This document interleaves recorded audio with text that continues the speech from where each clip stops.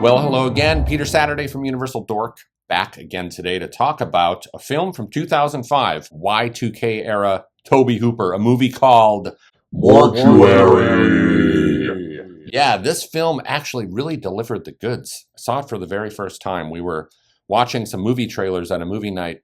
We're watching like a VHS. I can't remember what movie it was, but the trailer for Mortuary came on. And before we could figure out what the movie was, we were all just sort of like, whoa, that movie looks awesome. What the hell is that? And then as soon as the trailer kind of ended and we saw it was Mortuary with Tobe Hooper, I immediately recognized seeing this cover throughout the years and never paying any attention to it at all because I thought it probably just sucked. In fact, I was kind of mixing up some of the Tobe Hooper 2000s stuff with John Carpenter's The Ward, and I was just kind of remembering that a lot of the movies back then from some of these like big time directors just really sucked. But then after thinking about it for a little while, thinking about Mortuary, I realized that one of my favorite 2000s horror films, 2004's Toolbox Murders, which is also directed by Tobe Hooper and is a fantastic film. If you have never seen the remake of Toolbox Murders, you've got to check it out. It's got Angela Bettis in it, who was really popular during this era of horror in the kind of like 2000s for a movie called May, which is definitely worth a watch. If you've never seen May before, you should check that out. The Toolbox Murders remake from Tobe Hooper is way better than the 1978 original version because Toolbox Murders kind of takes that 1978 basic premise and puts a supernatural spin on it, and Tobe Hooper is on top of his fucking game here. So I decided I needed to see Mortuary ASAP, and I'm glad that I did. I feel like in the 2000s, horror was kind of suffering a little bit for a while, and a lot of these directors were trying to find their footing again. These like classic, iconic horror directors were really trying to figure out their place in horror. So I'm in the vintage business here. Vintage clothes, and I've got a big VHS section over here. So Mortuary in the vintage world is considered, 20 years in the past is considered vintage. So 2005 now is a vintage film. So now I really want to go back and check out this 2000 film called Crocodile from Tobe Hooper, which I'm sure is a pile of shit. I don't even recall ever seeing the cover for that, so it's probably sort of going off of the success of Lake Placid. But I'm going to check that one out soon, and hopefully, fingers crossed, I can say that the 2000s era Tobe Hooper will be pretty much a slam dunk for him. Now, he did one other film in 2013. I think that was like the last thing that he really directed as a full feature film. He did a couple of the episodes of The Masters of Horror. He did one with Robert Englund. I think it was like Dance of the Dead. And then he did another one. The name is escaping me. I don't know if I ever saw his actual 2 Masters of Horror mini movies that he did.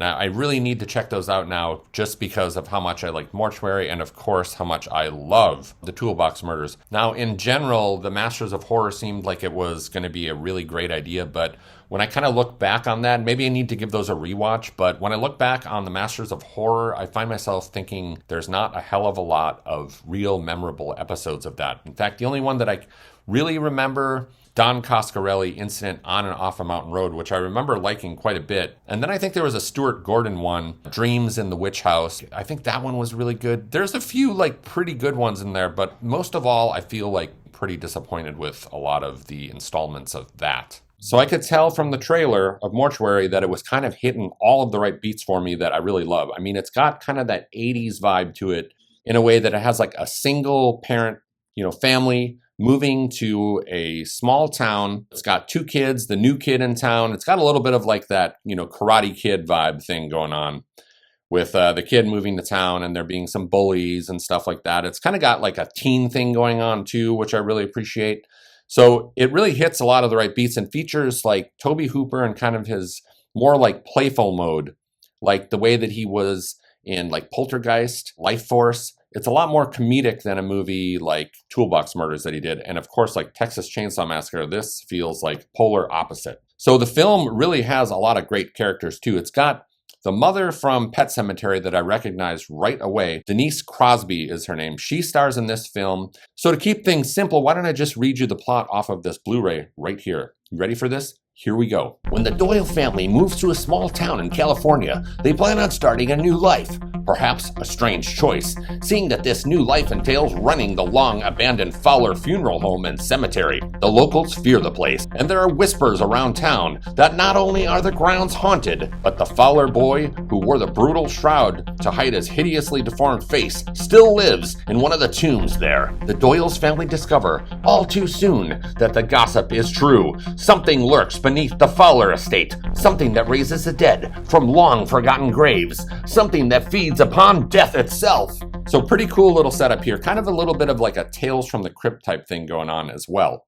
Now the family moves into this mortuary, where the top of the house is just the living quarters and the bottom is where the mom does all of the work on the dead bodies. And right away, let me tell you, when they drive onto this property, you can just sort of smell the mold that must be inside of all of the walls of this place. I mean, this place looks absolutely disgusting. Everything looks kind of damp. The whole property, it looks like the septic tank has like backed up.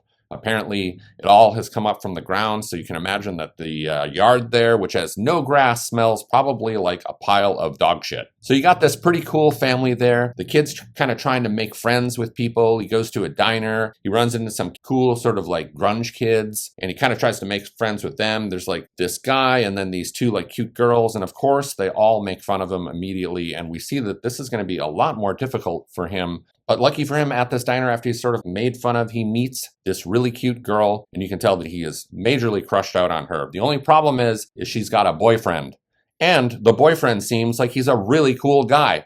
So I kind of was wondering, as this plot sort of thickened of this film, where this sort of friendship or like romance, or if there was any chance of a romance happening, where it was going to go. And it went in kind of an unexpected direction in a plot point that I did not see coming. So at one point, he kind of finally asks, I believe, like how long her and her boyfriend have been together. Her and her boyfriend kind of look at each other and kind of giggle. And he says, "I'm not her boyfriend, I'm gay." That's about all that's ever made out of this character's sexuality. And I actually really appreciate that in this film, because I feel like now on all like the streaming shows and the movies out there, they would have to make a really gigantic deal that this character is gay. And I like the fact that in this film, the guy just says that he's gay. They move on with things, and he's a really great character who just happens to be gay. I feel like a lot of films and streaming shows nowadays, in addition to the stuff that I just mentioned, very rarely anymore actually give you characters that you really care about. It seems like everyone in films nowadays is just like a total prick or a total asshole. Everyone's sort of full of themselves and all of that in the shows. And I like that this film is kind of goes back to the basics and gives you three solid friends who you actually feel have a legit friendship going on. And it's very apparent as these kids are all hanging out and like smoking weed at home and stuff, having a good time together, that things are not right at this mortuary / house that this kid has moved into. There's something coming up from the pipes and the drain, almost like this living mold type thing that is growing onto the walls and stuff. Now, this weird sort of like mold type of substance can also enter into humans' bodies as well, and it sort of corrupts your mind, and it can reanimate corpses. There's some really great scenes of these corpses that she's working on downstairs as they kind of like become infected with this like mold, like mossy mold type substance.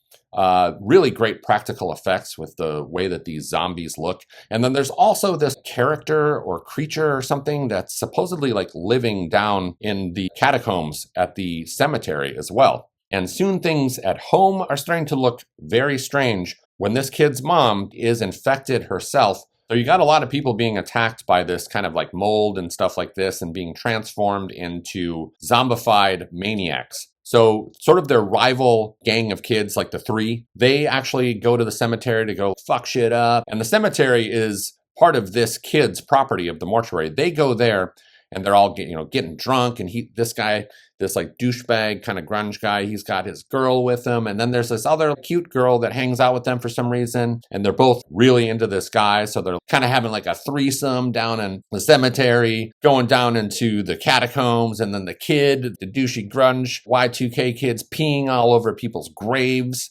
And when I talk about the kids in here, it's kind of funny. I read that the kid who plays the teenager in this film, kind of like our main character, the Ralph Macchio guy, he was actually 18 years old, and apparently his love interest was 33 years old playing a teenager. So go figure. That's pretty creepy in its own right. So anyway, this film is a lot of fun. I was actually really impressed with it.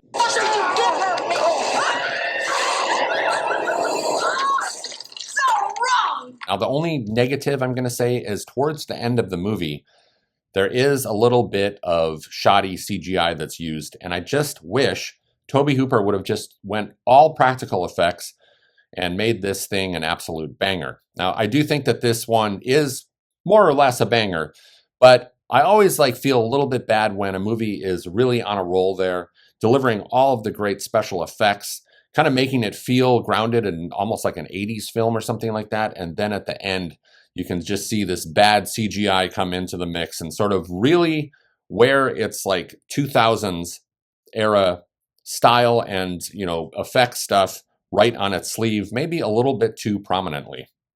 So I would say that that would be probably my one big complaint about Mortuary is some of the effects at the ending. So yeah, somehow 2000s era Tobe Hooper, pretty damn solid so far with these two movies. I'd say that these would be a great double feature. This film, I think, really features Tobe Hooper at the top of his game. That one's a lot of fun. Like I said, it has a few shortcomings with the effects. This one stays solid the entire time from what I remember. Now, I want to watch this one really soon again, give this a rewatch, and then come back and give this a review right here on the channel soon. So very impressed with Tobe Hooper in this era, and very curious about this film that he did in 2013 called Gin. I think that was the last feature film that he did before he passed away. So I'm very curious about that one. I haven't heard good things about it, but so yeah, Mortuary, super solid. Gave it 3.5 stars on Letterboxd. Took a half star off of it just because of the kind of bad CGI at the end. It's really not that bad, but it's enough for me, who I'm like a practical effects purist. So something like that coming into the mix, I thought, Tobe, you got so close. You got so close with Mortuary. And yeah, he kind of shit the bed on that one, in my opinion. All right, until next time, have a great one. I'll see you soon.